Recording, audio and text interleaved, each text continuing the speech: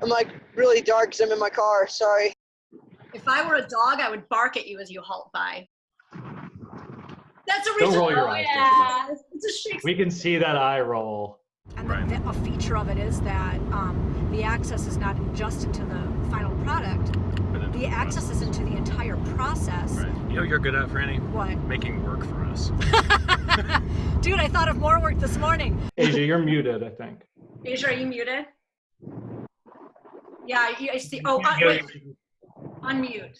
I'm trying to unmute you. Oh, you muted her. I don't think I did, though. Unmute. Asia, is it you? Are you muted yourself? Hi, Asia. We can see you, but we can't hear you. When people were looking at the sample pages, they often remembered who said what, except for their own quotes. Can you guys hear me? Yeah. Uh-huh. Yes. And it took a lot of people right back to that, even though that was, more than 2 years ago now. I remember a lot, but I think I was really focused on practicing remembering my lines and then the performance that I had forgot a lot.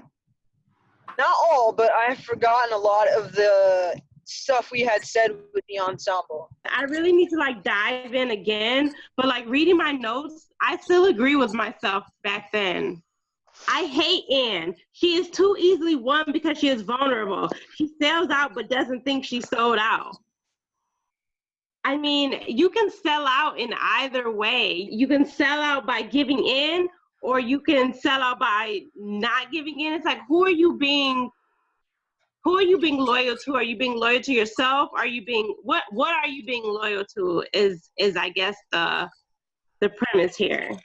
And I can't believe I lacked empathy back then because I made poor decisions in my vulnerability too. It looks like I said, women want to be loved and wooed, and he just did all of that. She's had a lot of loss in her life, and she's getting all of the attention. He's giving her a reason for her loss. She wants to cling to whatever she can. The best manipulators are charming. He's manipulating the crap out of her in a really vulnerable time. I do believe that. I still think that. But I also think that it was just about surviving. He is scary. He's not scared to kill. And even if she can see through his manipulation, the fact that he's trying to manipulate her at that time, that's really frightening. Maybe at that point, she was just like, I need to give this man what he wants in order to stay alive. There were a few people who didn't say this exactly, but had this idea that she was very calculating about what she was doing. And that if the curse is part of that, that maybe increases the irony later on when the curse falls back on her. Because she shouldn't have done it in the first place. That's why it fell on her. So you think it's like a comeuppance thing, like a some scales of justice thing? Yes.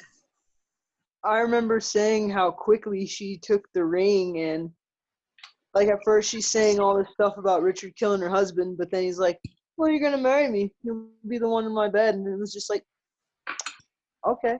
It wasn't really I don't know, she took it a lot quicker than I would have originally expected she should have. And yes, her life was in the balance. I think she was definitely trying to keep her place, kind of. She had nowhere else to go. All that was for me was just this impending doom of, what am I gonna do? This guy took everything from me that I had, and then she I just felt so thrown for a loop by it, and so disoriented and confused by it that it's just I'll take the ring. Right? Not even really thinking about it. We also cut the scene down quite a bit. Oh yeah. Right? Yeah. And then sometimes we didn't know our lines. Well, we're gonna reread the scene in a second here. Oh, okay, good. Yeah. What do you mean, all of us? Yes! We're gonna read it? Yes! He is in heaven, where thou shalt never come. Let him thank me that hope to send him thither, for he was fitter for that place than earth. And thou unfit for any place but hell. Yes, someplace else, if thou will hear me name it. Some dungeon. or bedchamber.